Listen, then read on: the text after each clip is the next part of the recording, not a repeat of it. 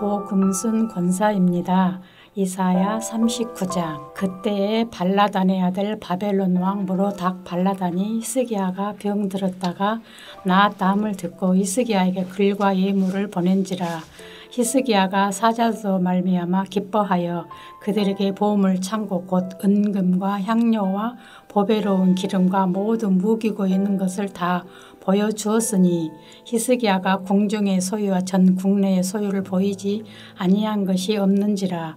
이에 선지자 이사야가 히스기야 왕에게 나와 묻되 그 사람들이 무슨 말을 하였으며 어디서 왕에게 왔나이까 하니 히스기야가 이르되 그들의 원방 곧 바벨론에서 내게 왔나이다 하니라. 이사야가 이르되 그들이 왕의 궁전에서 무엇을 보았나이까 하니 히스기야가 대답하되 그들이 내 궁전에 있는 것을 다 보았나이다. 내 창고에 있는 것으로 보이지 아니한 보물이 하나도 없나이다 하니라. 이사야가 히스기야에게 이르되 왕은 만군의 여호와의 말씀을 들으소서. 보라, 날이 이르리니 내 집에 있는 모든 소유와 내 조상들이 오늘까지 쌓아둔 것이 모두 바벨론으로 옮긴 바 되고 남을 것이 없으리라. 여호와의 말이니라. 또 내게서 태어날 자손 중에서 몇이 사로잡혀 바벨론 왕궁의 한관이 되리라 하셨나이다 하니 히스기야가 이사야에게 이르되 당신이 이른바 여호와의 말씀이 좋소이다 하고 또 이르되 내 생전에는 평안과 경고함이 있으리로다 하니라. 하늘에 계신 우리 아버지여, 이름이 거룩히 여김을 받으시오며 나라가 임하옵시며 뜻이 하늘에서 이룬 것 같이 땅에서도 이루어지이다. 오늘날 우리에게 일용할 양식을 주옵시고 우리가 우리에게 죄 지은 자를 사하여 준 것 같이 우리 죄를 사하여 주옵시고 우리를 시험에 들게 하지 마옵시고 다만 악에서 구하옵소서. 대개 나라와 권세와 영광이 아버지께 영원히 있사옵나이다. 아멘.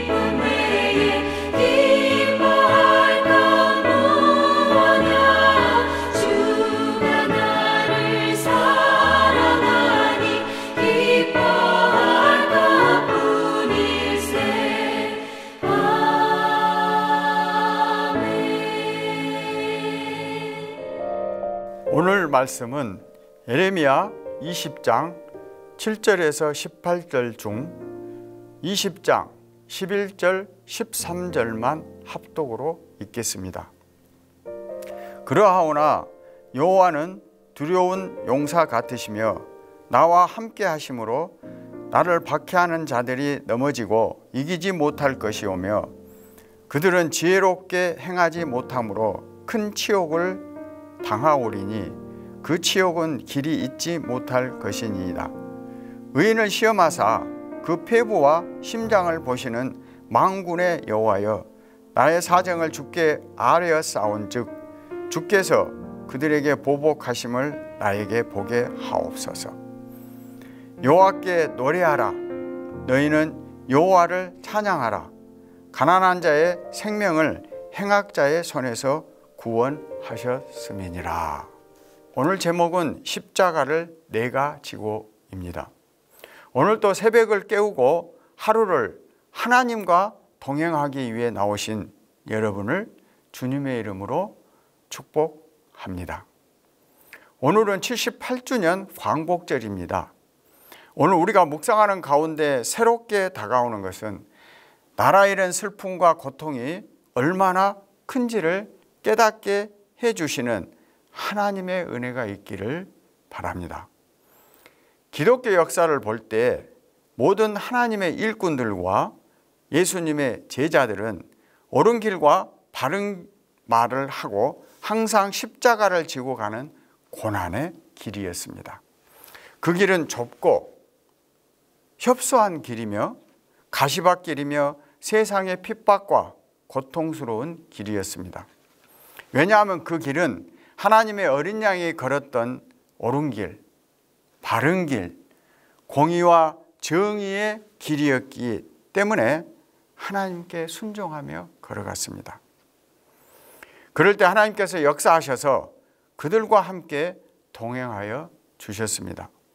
오늘 말씀도 역시 계속되는 예레미야의 기도와 간구를 통해서 눈물로 하나님께 몇 가지를 호소하고 있습니다. 우리도 예레미야처럼 받은 사명을 감당할 수 없는 어려움에 빠질 때에 깊은 묵상을 통해 하나님께 아뢰시기를 축복합니다. 예레미야가 하나님께 아뢰고 있는 첫째는 자기가 받은 사명은 스스로 원하지 않았지만 하나님께서 이루어 주실 것을 믿고 아뢰고 있습니다. 1장에서와 같이 7절에서 자기가 받은 사명을 주께서 권유하시고 권유를 받았다고 말씀합니다. 그러나 공동성, 세번역성, 현대인 성경을 보면 하나님께서 자기를 속이고 꾀였고 자기도 속고 꾀임을 당했다고 합니다. 그가 지고 가는 십자가가 얼마나 무거우면 받은 사명을 속임당함으로 표현하여 주님께 호소하고 있을까요? 마치 겟세마네에서 땀방울이 핏방울이 되게 사명 감당을 위해 기도하신 예수님의 모습이 떠올랐습니다. 예레미야는 고난을 받을 수밖에 없는 선지자였습니다. 왜냐하면 태어날 때부터 심판의 외침을 위해 선택되었고 거짓 선지자 바수울처럼 평안을 외쳐야 하는데 자신의 조국인 이스라엘의 멸망 그리고 거대한 바벨론 제국을 통한 하나님의 심판, 이어지는 혹독한 고통을 외치는데 누가 좋아하겠습니까? 사실 심판을 외치는 예레미야도 괴로웠습니다. 예레미야가 외치는 조국 멸망의 말을 듣는 백성들도 괴로웠을 것입니다. 남유다는 노아의 복음 전파를 듣지 않고 비웃으며 돌아오지 않았던 그 시대의 백성들처럼 과거의 역사를 생각지도 않고 하나님의 징계 받을 것을 뻔히 알면서도 교만과 자만에 목이 곧어서 자신들의 신앙과 양심에 호소하지도 않았습니다. 그렇기 때문에 하나님께 돌아가는 것도 회개하는 것도 그 말씀을 듣는 것도 그 심판을 통해 회복시키고자 하는 하나님의 마음도 생각하지 않았습니다. 마치 화인 맞은 양심처럼. 심지어 거짓 선지자들과 백성들은 11장 19절에서 말합니다. 우리가 그 나무와 열매를 함께 박멸하자. 그를 살아있는 자의 땅에서 끊어서 그의 이름이 다시 기억되지 못하게 하자. 선지자의 고통은 세 가지로 표현되었습니다. 하나는 자신이 하나님의 말씀에 순종하여 조국의 심판과 멸망을 예언해야 하는 선지자의 심적 고통이었습니다. 둘은 하나님의 말씀을 정직하고 올바르게 선포하자 모든 사람들에게서 받는 혹독한 고난과 위협, 심각한 협박을 견디고 이겨내야 하는 고통이었습니다. 셋은 여호와 그의 이름으로 말하지 않으면 마음이 불붙을 것 같이 골수에 사무쳐 답답하여 견딜 수 없는 고통이었습니다. 예레미야 역시 받은 사명, 즉 거룩한 부담 때문에 견딜 수 없음을 토로합니다. 자기 국가, 자기 민족에게 미래에 당할 심판과 멸망을 선포하지 않고 싶었을 것입니다. 그러나 그 사역 속에는 심판을 통해 그들을 징계한 후 70년이 지나면 하나님께서 자기 백성을 회복시키겠다는 강한 의지가 포함되어 있다는 걸 아는데 현재는 어렵고 힘이 든 것입니다. 하나님의 일꾼들은 이 사역을 하나님의 나라를 위한 갱신과 회복을 위해서 반드시 감당해야 합니다. 유다 백성들은 그가 외치는 하나님의 말씀을 듣고 깨달아야 하는데 오히려 그를 핍박하고 죽이려고 했습니다. 그래서 그는 8절에서 내가 말할 때마다 라는 말을 사용하여 계속되는 고통스러움을 말합니다. 사명자들에게는 거룩한 부담이라는 것이 있습니다. 누가 보면 또 누가 보지 않던 말씀을 전파하고 전도에 대한 엄청난 부담이 항상 우리 마음속에 존재하고 또 무겁게 느끼고 있습니다. 그것이 사역자가 가는 길입니다. 둘째는 예레미야가 계속해서 낙심하고 하나님을 원망하고 있는 것은 아니라는 것입니다. 그가 고통 가운데서도 예레미야는 조국에 대한 심판을 선포함과 동시에 자신은 하나님을 신뢰하고 자신을 하나님께 의뢰합니다. 11절 13절에 보면 예레미야는 반전의 기도를 합니다. 11절입니다. 그러하오나 그들이 그렇게 할지라도 여호와 하나님께서는 나와 함께 하심으로 그들에게 큰 치욕을 주실 것이다. 또한 자신이 받은 시험을 의인으로 표현하고 나의 사정을 주께 아뢰었고 주께서 자기를 괴롭혔던 자들에게 보복하심을 보게 해 주시라고 간구합니다. 더 나아가서 가난한 자의 생명을 행악자의 손에서 구원하여 주셨음이라. 가난한 자는 하나님을 신뢰하고 하나님께 순종하며 믿음과 신앙이 굳건한 자입니다.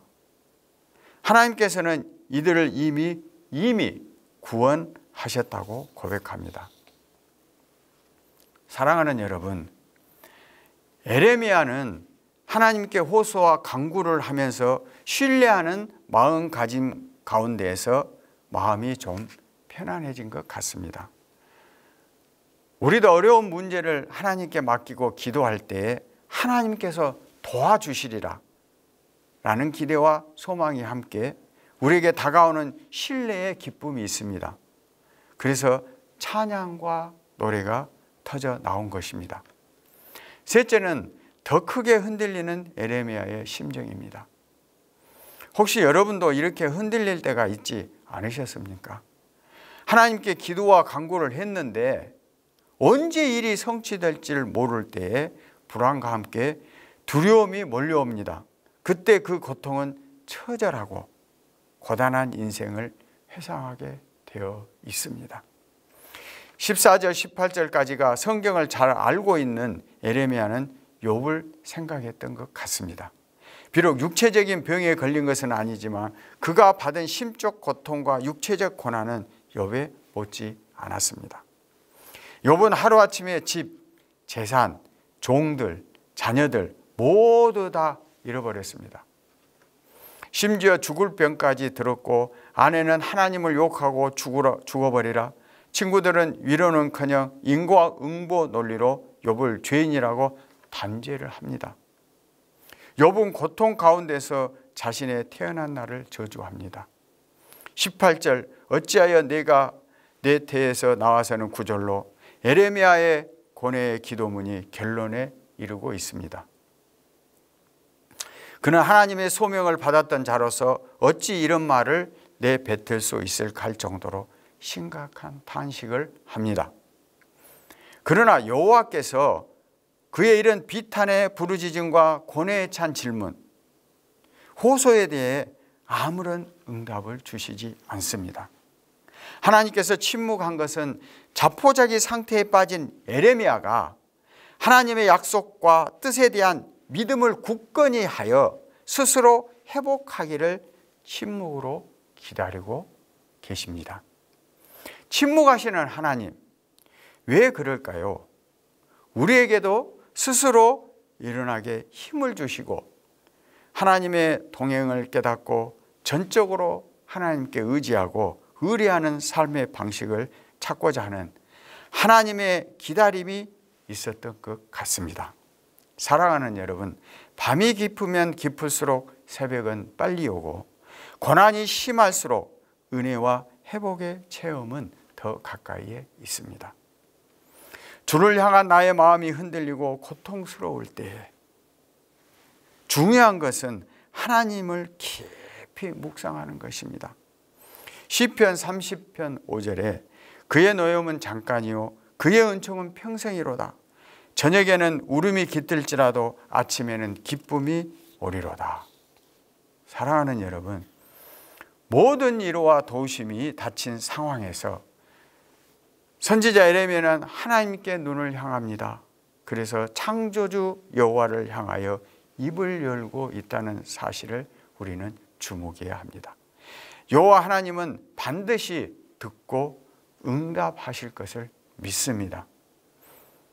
이사야 45장 7절에서 나는 빛도 짓고 어둠도 창조하며 나는 평안도 짓고 환난도 창조하나니 나는 여호와라. 이 모든 일을 행하는 자니라 하였노라. 에레미야는 고통 가운데서 70년의 회복을 믿었습니다. 그는 하나님께서 하시는 역사의 현장을 눈으로 직접 보았고 체험했습니다. 그러므로 그는 절대로 사명을 저버리지 않았습니다. 에레미야 17장 16절에서 그는 이렇게 기도합니다. 나는 목자의 직분에서 물러가지 아니하고 주를 쫓아 싸우며. 결론입니다. 에레미야가 하는 사역은 크게 두 가지였습니다. 하나는 뽑고 파괴하고 파멸하고 넘어뜨린다는 심판과 절망, 멸망과 혹독한 징계를 전파하는 것이었습니다. 또 하나는 멸망받은 것을 건설하며 심게 하였다는 회복과 희망의 메시지였습니다. 자신의 조국에 대한 사역은 참으로 힘들고 고통스러운 일이었습니다. 멸망을 통해서 죄악에 빠진 조국을 다시 회복의 길로 그는 제시합니다. 그 길은 하나님께 돌아와 순종하라는 것이었습니다. 악한 시대에는 사명의 길이 순탄하지 않아 찾는 이가 적은 좁은 길, 가시밭길입니다. 왜냐하면 거짓은 진리를 싫어합니다. 자기들의 거짓이 거짓으로 드러나게 되면 진리가 거짓을 고발하고 공격하기 때문입니다. 하나님 나라와 조국을 위해 받은 고난이 사명자의 숙명이라면 박해 없는 순탄한 길을 구할 것이 아니라 어떤 박해에도 굴하지 않는 믿음을 달라고 우리는 기도해야 할 것입니다. 사랑하는 여러분, 오늘은 78주년 광복절입니다. 이 광복절을 맞아 하나님 나라를 전파하고 국가와 민족을 깨우시기를 부탁을 드립니다. 또한 주를 향한 뜨거운 사랑과 이웃을 향한 복음 전파를 위한 사명감이 마음에 있다면 우리도 부르심에 응답하는 삶을 사시기를 주님의 이름으로 축복합니다. 기도하겠습니다. 첫째, 하나님 아버지, 우리를 하나님 나라와 조국을 위한 일꾼으로 불러주시고 사용하여 주셔서 감사합니다. 둘째, 타락하고 부패한 이 시대에 종말을 사는 우리가 악한 시대의 말씀을 듣고 마음을 열어서 믿음과 신뢰로 하나님 앞에 서 있는 자로 살게 하여 주시고 받은 사명 잘 감당하게 하옵소서. 셋째, 이미와 아직의 시대를 살고 있는 우리가 주시는 사명의 무거운 짐을 주 예수께 내려놓고 감당하게 하옵소서. 주 예수 그리스도 이름으로 기도하옵나이다. 아멘.